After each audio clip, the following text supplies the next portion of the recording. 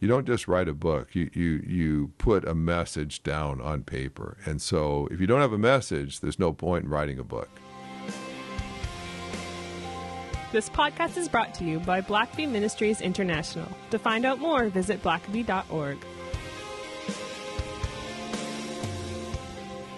Well, welcome to a new year of the Richard Blackaby Leadership Podcast. My name is Sam, and I'm your host, and helping take our leadership to the next level, we have Richard Blackaby with us Pretty today. new year at this point still. Yeah, it's still pretty new. Yeah. We're not very far into 2025, and we've got a great show for you today. But before we dive into that, I will mention at the top that although the space to stay on campus at the Cove is full, you can still sign up for the wait list to stay on campus. Richard, you're going to be there March 24th to 26th of this year. Yeah. And you can obviously, there's way more space to attend.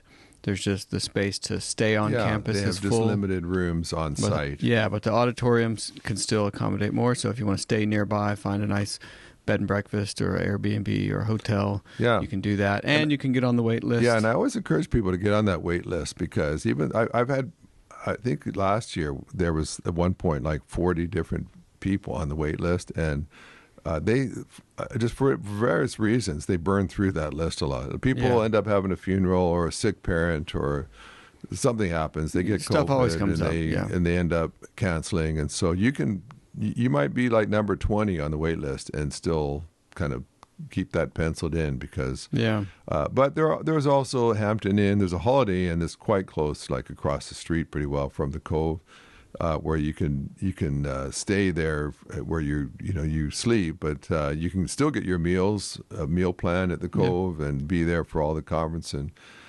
so still, if you can possibly come, still love for you to come and be there. Yeah, and we'll leave links to that registration in the show notes.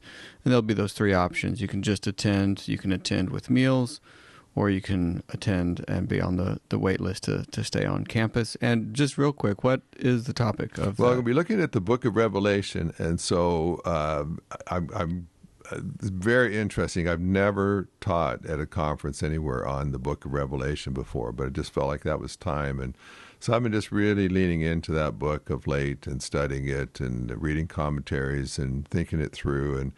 And so, of course, there's 22 chapters, and so we'll have to move quick, and I'll have to kind of highlight what I find to be maybe the most significant or interesting or intriguing parts of that book. So we'll get into some great stuff and try to just give some guidance in how to interpret some very interesting and confusing verses in the Bible. Yeah, well, that's exciting. Well, something else that may be confusing for a lot of people is just the idea of writing a book. Yeah.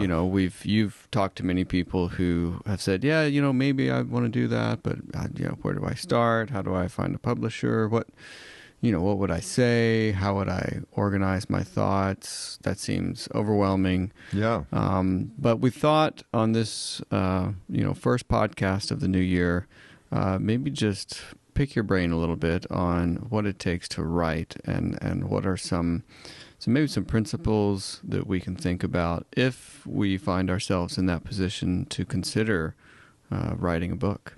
Yeah, and I've now, I guess, been writing for about 30 years, I guess. 30 years ago, I wrote my first book with my dad. So a bit of a green thumb, so we'll take this with a grain of salt. So I think I'm working on book number 41 or something like that at this point.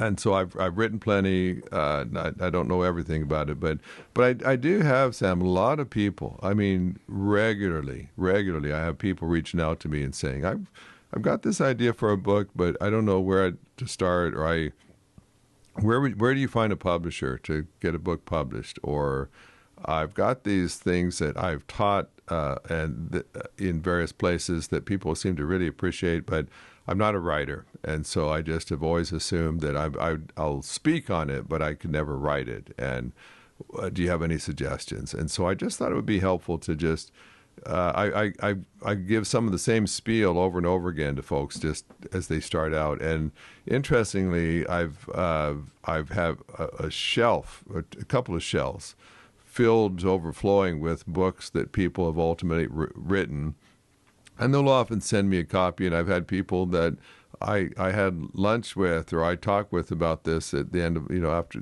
I'd spoken at a conference somewhere. And they went out, and sure enough, they did get a book published. And so they've sent me a copy to say, hey, Richard, this here, I just wanted you to see this. Thanks for the encouragement. And so let me just, in this podcast, Sam, just kind of lay out a little bit of what I would tell people typically when they come to me with something like that. And whenever anyone says, what does it take to write a book? Or if I was to ever get a book published, or what do I need to do? And I've always begun by saying, first you have to have a message. You don't just write a book. You put a message down on paper. And so if you don't have a message, there's no point in writing a book. And sometimes I think we both probably read books where we thought, why did they write this book? What was the point? What were they really trying to say? But I would also say along with that anyone who's lived a while and had and reflected thoughtfully about their experiences may well have a book in them. I was on someone else's podcast a little while ago, and I just made the statement, I think most leaders have at least one book in them. If you just kind of compiled what they've learned over 25 years of working in corporate America or working as a school teacher or whatever it is that they were doing, a nurse, in the ER part of the hospital or whatever. If you stopped and just thought about, what have I learned about people, about God, about raising a family? Some people, they've raised 3 amazing kids, and they would say, I've not done anything. I've just raised 3 amazing children that love me and are doing a great job raising their kids. It's like, well, that's huge. That's you obviously have a lot of wisdom about life and things that matter and relationships and family. So lots of people have a message. If it's just at least one book where you summarized what you've learned, the wisdom that you've gained from walking with God. There's a lot of people that just by their walk with God, God transformed them and saved them and has matured them, and they were a mess in college when they first got saved, but over the last number of years, they have had this wonderful journey with God. It might not be spectacular, it might not be miraculous, but it's a story about God, and I think all of us have a testimony, certainly, of what God has done in our life. And if God's in the story, it's a story worth telling to somebody. So I would say that first, and a second thing would just be if you think that there's a story that within you, and there's some things that you've learned. If you think about, especially if you think about going to a publisher, then one of the things you're going to need to do is you're going to need to find out, has someone else written on this subject? Because I have had people come to me and they'll be all excited and they'll say, hey, I've got this idea for a book, and they'll kind of tell me a bit about what it's about. But I don't want to rain in their parade, but I'll say, well, have you read so and so? Because he wrote on that exact subject. It's a bestseller, and he went in 300 pages on that very topic. And so if you go to a publisher with an idea, then one of the first things they're going to ask you to do. In fact, if you ever go to a publisher and you want to present an idea, you're going to have to put together something of a proposal. And one part of that proposal, after you kind of explain what it is you want to write, they're going to want you to put in it what other books and authors have written, even tangentially, on that theme. And so, if you were to write on parenting or something, there's lots written on that. But when I wrote on the seasons of God, you can go to Amazon and do a search for life seasons, and you're going to various books will pop up about that. Or you want to write us, you thinking, I love Nehemiah. I've always thought I've taught a Bible study on Nehemiah. I'd love to write a book on him. Okay, well, do a search, because other people have written on Nehemiah before, and that doesn't mean that there's not room and space for there to be another book on Nehemiah. But you might do well to examine the take that they had. I've done that before, where someone wrote on an area that I wanted to write in, but when I kind of looked at what they said, I realized, well, they took a very different approach than what I would take. And so there's still space, there's still room. And so that also can kind of help you perhaps narrow what you write on. If someone else has said a bunch of this stuff already, you don't necessarily have to say it all over again. But what's the part that they haven't said before? Maybe that's that's your contribution. So check and just see if there's other material on that. Be aware of it. Don't steal it. Don't take it and then put it in your book. But it may help you kind of know what you can write that's going to be unique. And then a third thing is, I think lots of people, most people, if you've reflected at all upon your life and learned anything from your experience, then you'll have something to write. But the question is, for some people, they may have a whole series of books that they've experienced. They've experienced so much, learned so much, studied so much, that they could write for years and be putting down all the different lessons they've learned. For others, it might be a brief article. It might be a short blog post. Could be a tweet. But a tweet, yeah. Everything I've learned in 40 years in one tweet. And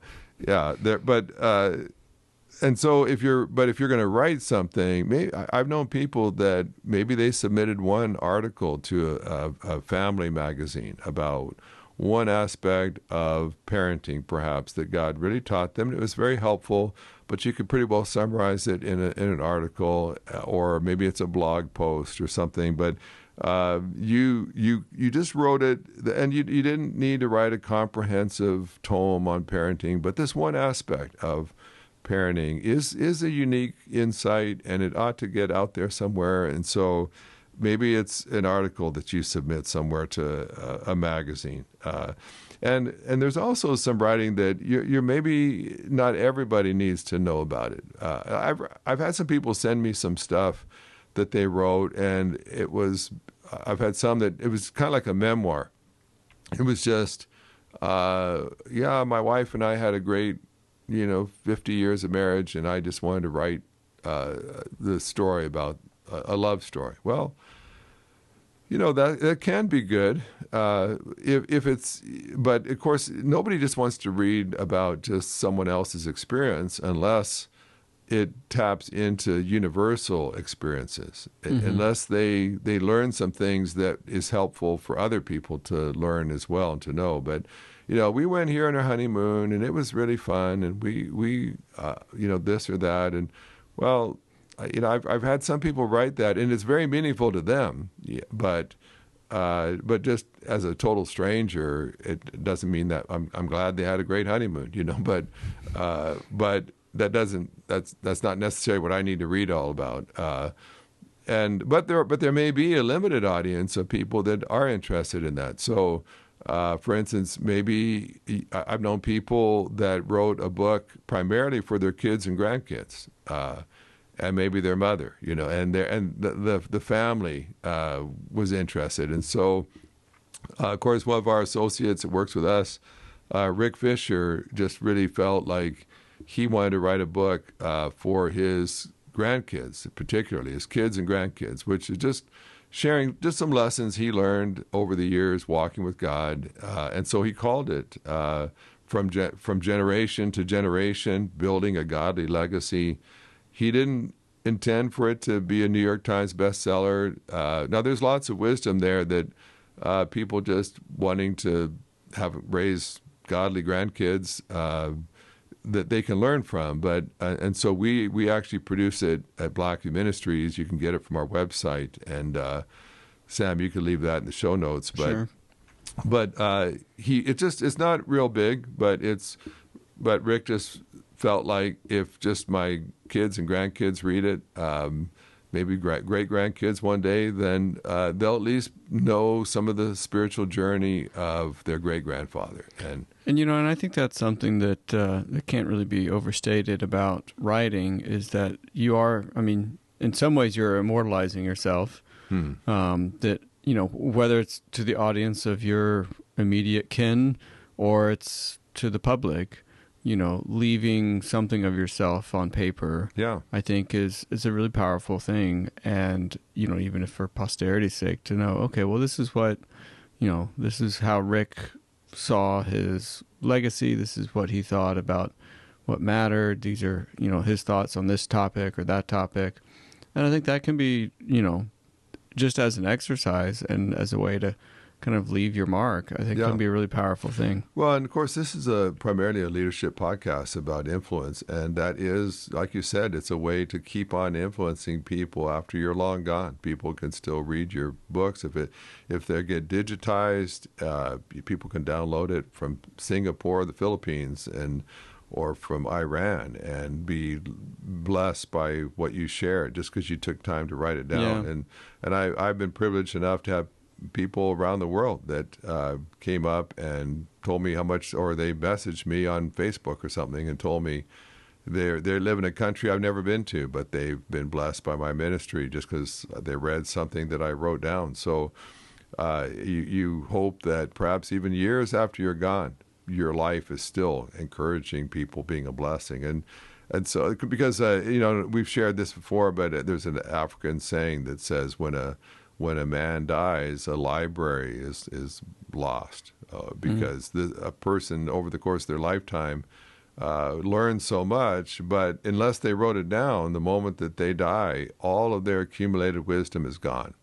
And now no one has access to it anymore. They might have had brilliant ideas, but if it's not written down somewhere, it's gone. It's no longer accessible. And you think about just how much wisdom has been lost through the generations because people didn't share it and put it down somewhere where it could still be made accessible. So, so it is a form of influence. It's a form of leadership to take those lessons you've learned. And so, a lot of our life experiences aren't necessarily a blessing or an encouragement or an enlightening thing for others.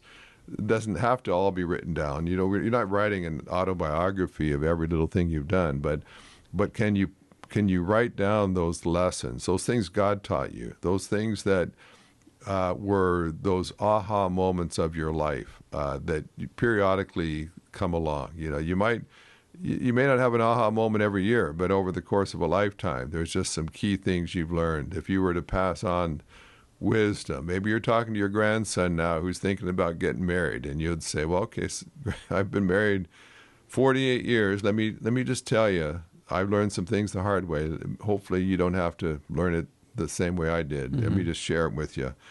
So just a fourth thing I would just say is, if you are looking at a publisher, and it used to be not that long ago that if you were going to write a book, you were going to have to go to a major publisher and hope that they liked your manuscript that you'd written, and if they liked it, they might offer you a contract, and they would give you an advance, and they'd pay you a royalty, and they'd advertise your book, and they might put it in their magazine and whatever else they did to advertise, and they would send out a notice to all the bookstores about your book, and hopefully bookstores would carry it. And there was just sort of a set formula that you used, and so you would just hope that a publisher liked your material, and then you'd be out. They just kind of took you by the hand and told you what to do, and pretty well once you wrote your book, you just submitted it to them and the manuscript, and then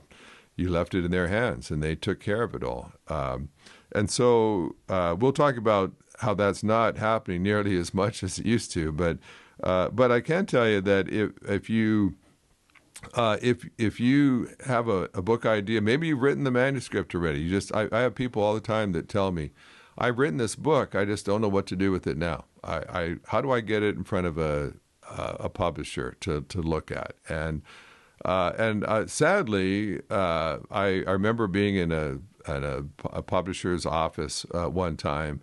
He was one of the chief editors that had to decide which books they would publish, which ones they wouldn't. And as we were talking, he pointed to a huge stack of manuscripts, and they were sitting on the floor, and it was so high that it towered over his desk. And he said, "These here are manuscripts that have just been sent to me. I didn't ask for them. It's not someone I'm working with. It's just someone had a book idea, and they mailed a manuscript to every publisher that they knew with a cover letter saying that they're really excited about this book, and they hope that the publisher will be too and will want to publish it." And he said, all day long, I've got to read through and edit books or manuscripts by authors that we have contracted with. And so he said, and this stack, I'm inundated with manuscripts from people I don't know. I don't know if they're any good, and I don't have time to read 200 pages to find out. And so he said, it sits there, and he said, there may be masterpieces in here. There may be classics in this stack.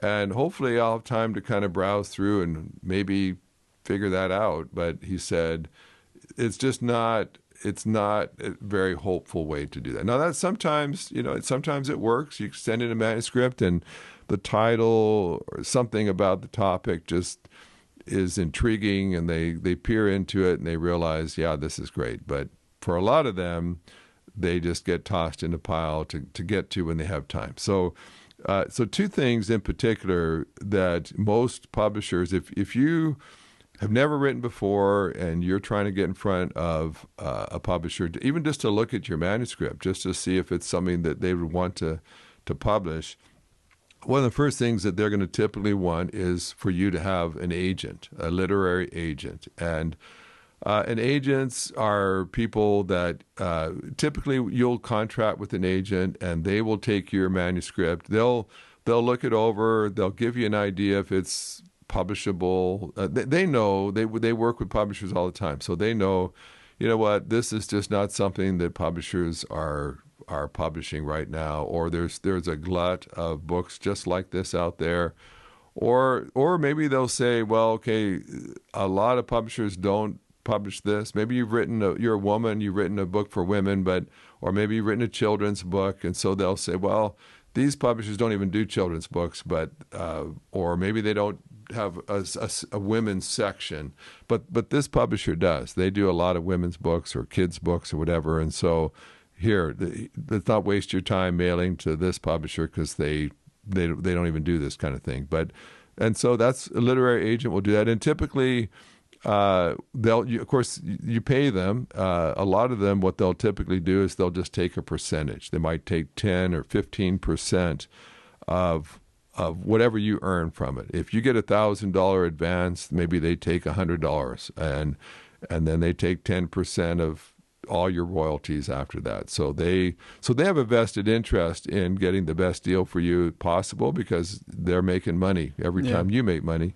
But what that does for a publisher is they'll say, well, if this guy doesn't even have an agent that takes them seriously, then we're not going to. But some of these agents, and I've had a literary agency firm that has worked with me and my dad and family for years now, and they're very well known in the industry, and so they will work with us to make sure we have a good concept, a good proposal. They may even help put it together for us just to make sure it's everything that a publisher is looking for is in there.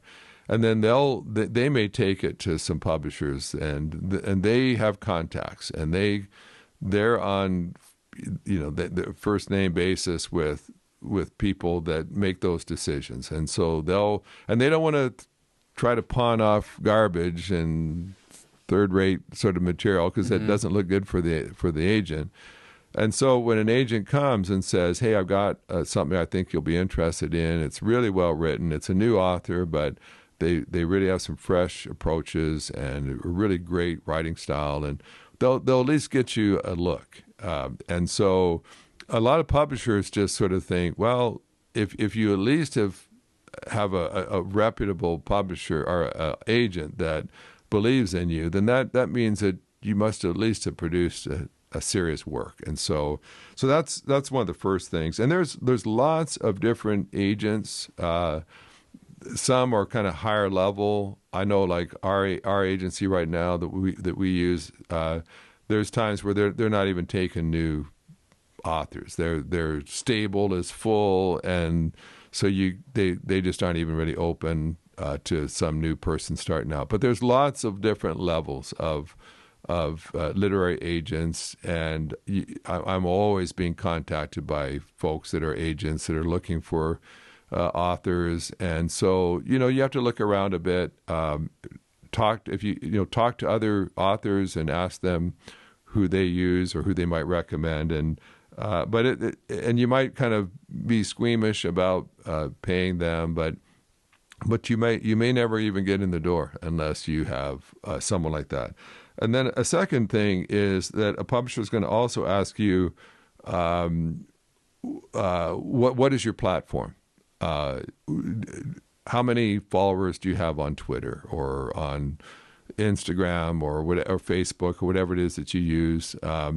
Because it used to be that if you signed a contract with the publisher, that they would advertise it, and they would have either a marketing department that would come up with a bunch of advertisements and run some maybe ads in some magazines, and or else a lot of times what they'll do is they'll contract that out, and for 3 months some marketing agency will be enlisted to help get you on podcasts and radio broadcasts and things. But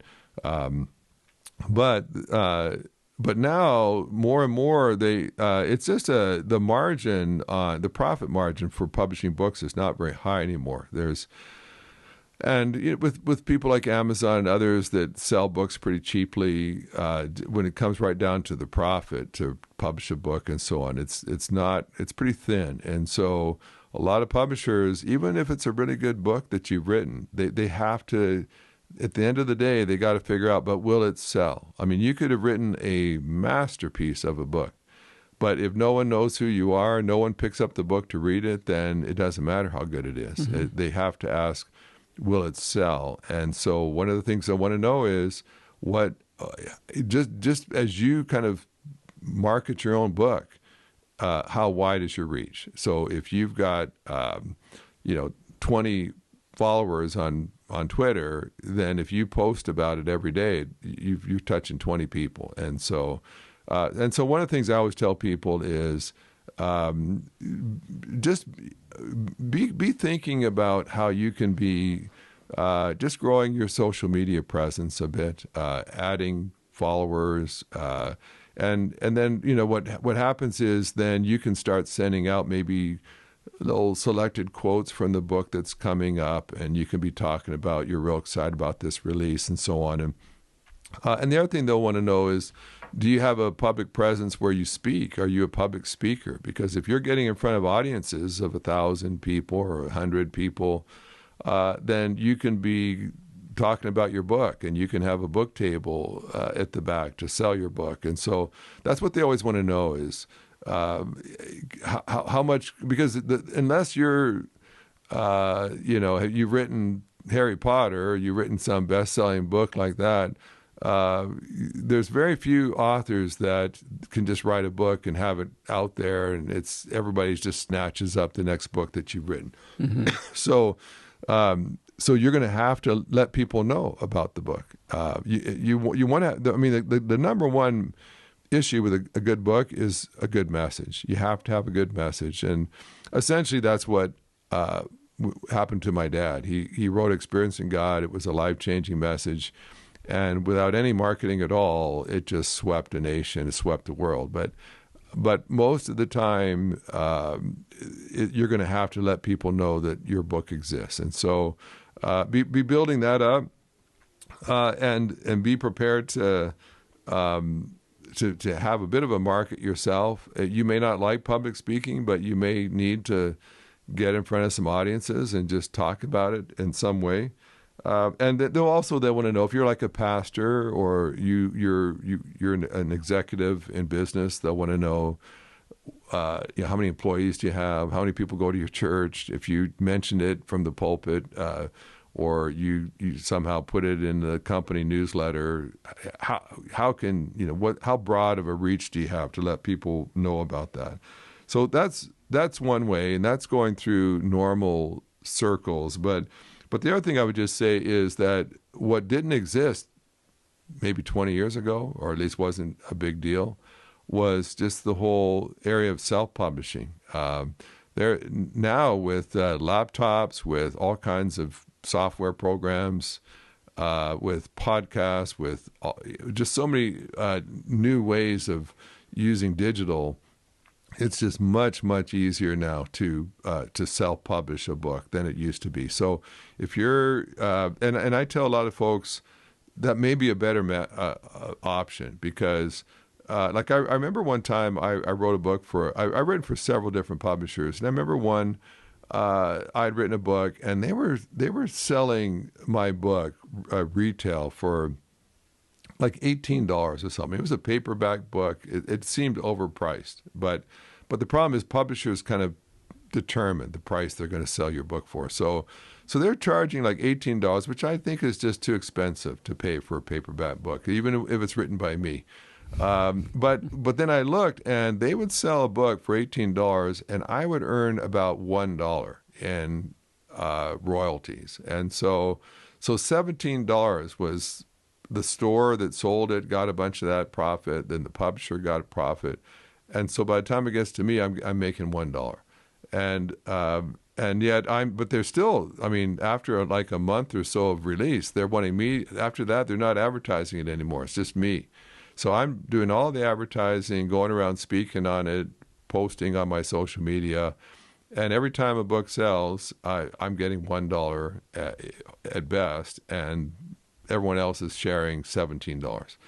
But then we started doing some self-publishing that, Sam, you're very much involved with, and here at BMI.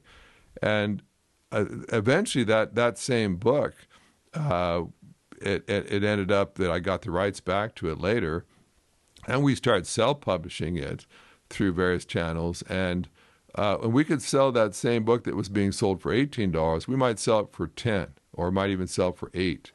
But it only costs about $2 to actually have it printed. And so now we're printing something for $2. We can sell it for $10 and make an $8 profit instead of a $1 profit. And we're selling it for $8 less than what this publisher was selling at retail. And so I tell a lot of folks, you're going to end up doing all the work anyway. You're going to be you'll be the chief marketer of your book. Yeah. You'll be promoting it for years. You're going to believe in that message. And when you self-publish, then you can you set the price at the price you want it to be, and you cut out all the middlemen, and now you can still actually make more money, and yet save the buyer a bunch of money as well. And there's lots of outlets, and Sam, you might be able to suggest some of the show notes, but even a place like Amazon. You can publish directly with Amazon, and you can send them a manuscript. They have all kinds of services. They'll carry it, of course, at Amazon, which is the primary way people buy books anyway. And it used to be that the old school way when I started writing was if you wrote something, they would print off maybe 5,000 copies or however many, and then they'd have to warehouse all 5,000 books somewhere. And every time someone bought one, it would have to get shipped out of there. But and better than I do now, they've got these massive machines. And how long does it take? Like if you order a book, they may not have a single copy of it in a warehouse anywhere, but an order comes, and when they insert that order into this book printing machine, it takes less than a minute, doesn't it, for a whole book? Yeah, I don't. It's been a while, but I know some companies. It's a matter of seconds. Yeah. Before a book can roll off the book press. Cover, everything. Like it's just bound and finished. Hardbacks are a bit longer, but it's a lot of books, and especially, lesser known books, Amazon Prime, that's 2-day shipping. Well, they may not have any in their warehouse, and they can still get it to you in 2 days. Yeah, it's just fascinating. Printing it, boxing it up, shipping it in 2 days, they can still do that. So it's a lot of that has changed in recent years. Yeah. So you're not what used to happen is if you did self-publish, then you'd have to put 1,000, 2,000 copies of your book. You'd have to have them all shipped to you, and they'd be in your garage or in your basement somewhere, and you'd be trying to sell them all. But now Amazon can deliver it, fulfill it for you, and ship it out, Prime, everything. And there's all kinds of companies that will do things like if you like sometimes I helped one man. He was a very, very successful business person, but he was from another country. His English wasn't good. He was brilliant. He was highly respected in his field, but his English was a little rough, and so he would write, but it just didn't come across as crisp and pointed as it ought to, and he didn't know what to do, and so I actually helped him get a literary agent, and that agent connected him with a ghostwriter, but the ghostwriter didn't really come up with the concepts. The ghostwriter just took all of this man's thinking and insights and wisdom and just put them into really good English and really well-written prose, and it was a great book when he was done with it. And then there's lots of editors where you may be able to write your book, but you really need a good editor. It's been said many times, but there's no such thing as good writing, just good editing. Mm-hmm. And so you can kind of, and so I've had people say, well, I'm just not a really good writer. I got a C in English when I was in high school or whatever in college. But, well, that's fine. If you can just get the concepts down on paper, there's lots of editors out there. There's several that I recommend. I've passed on to various writers at different times who just needed a professional editor to really clean it up and make it really, really sharp and really tight. You can get that. You can get people that will do cover designs for you. Maybe you can self-publish, but you've got this sort of idea of what the front cover of your book would look like, but you could never come up with that yourself. But there's people that do that all the time. I've got a daughter-in-law that does that, and you pay them a couple $100 and they'll come up with this great catchy, attractive book cover for you. So whatever you need, it can seem really daunting, but there's lots of services like that of people that's what they do for a living. Is they help authors put their books together by editing whatever, and then of course there are companies who market your books, and you pay them so much, and they will go out and contact all kinds of podcasters. I'm regularly being contacted by people wanting to be on this podcast and to promote their book. And then just a couple other ways you can get the word out there if you're not really well known, but get your friends to write Amazon reviews of your book so that it starts showing up on Amazon. It might just be your three siblings and your mother that all wrote a review, but get them to give you 5 stars and write about how great it is. If you've got some maybe influential people or just whoever it is, but have them write some endorsements of the book, or maybe you have a prominent friend or contact, your pastor or somebody that maybe could write a foreword to your book, and immediately, and I find that happens. Like if my dad writes a foreword in someone's book, it'll show up in searches. This book, foreword by sometimes the foreword by Henry Blackaby is in bigger print than the name of the author, but. And so that's another way to kind of lend some credence to your book, because you've got maybe a respected person that endorsed it. And mm-hmm. I've got 2 shelves or more in my library of just books that I've endorsed over the years. You can't just do that for everyone, and it's hard. Sometimes I have people I've never met, don't even know them, but they would really like me to endorse their book, and I can't always just do that for total strangers. But look in your world and think of some influential people maybe that you have some relationship with, and get them to kind of help you with that. Most people are open to that, especially if they know you. If a friend of mine asks me, I'll typically try to do whatever I can to help them. And then maybe just the last two things to say is, if you are going to really be serious about writing a book, then you might want to have a website, particularly for that book, and just a place where you can maybe post quotes, people that really enjoyed the book. You cite that. You of course, you post on there links to where you can buy the book. I know people that even have digital downloads where it's a digital book, and people can download a copy of the book right from your website, and maybe they pay $5 or $10 to download your book. And all that money goes straight into your bank account every time they do a download. And so just get a website that makes it accessible, where and the money, whatever they pay for it, comes straight to you. I know people just charging a couple dollars, but so many people go to that it generates money every month from people buying. And then the last thing is just, there's just some things I've seen lately, and there's always trends in book writing. One of those trends is just not to make the book too long, 150 pages, 200 pages maybe on the outside. I've sometimes tried to do too much with a book, maybe like a leadership book that was 400 pages as more of a textbook. Whereas typically more now, there's not as many words on a page, not very long chapters.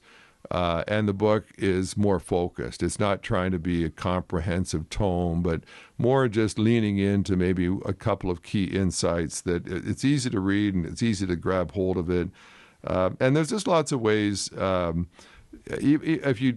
your book is on Amazon, you can post videos of you talking about the book onto that site. You can have all kinds of other information that's interesting about the author. There's lots of ways to kind of get your information out there in front of people. If you do hire a marketer to help you, they can help you with a lot of that kind of stuff.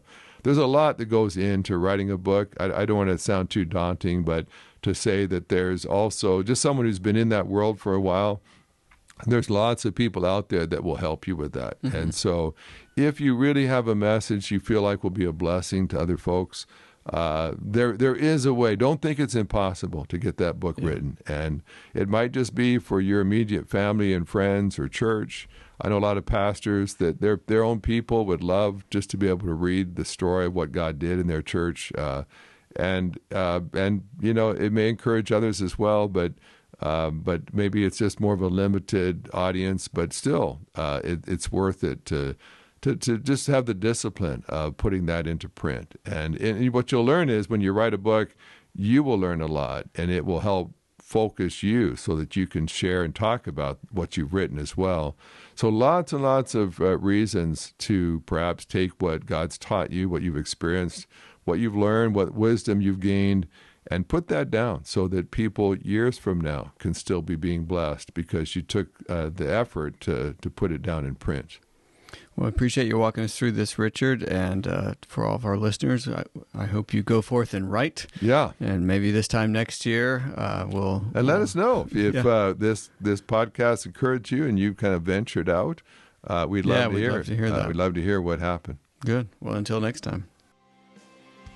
Thanks for listening to the podcast. If this is something you enjoyed, it really makes a difference if you leave a review and a 5-star rating on Apple Podcasts or wherever you listen. Don't forget to subscribe and share with your friends. We always love hearing from our listeners, so email us at podcast@blackaby.org.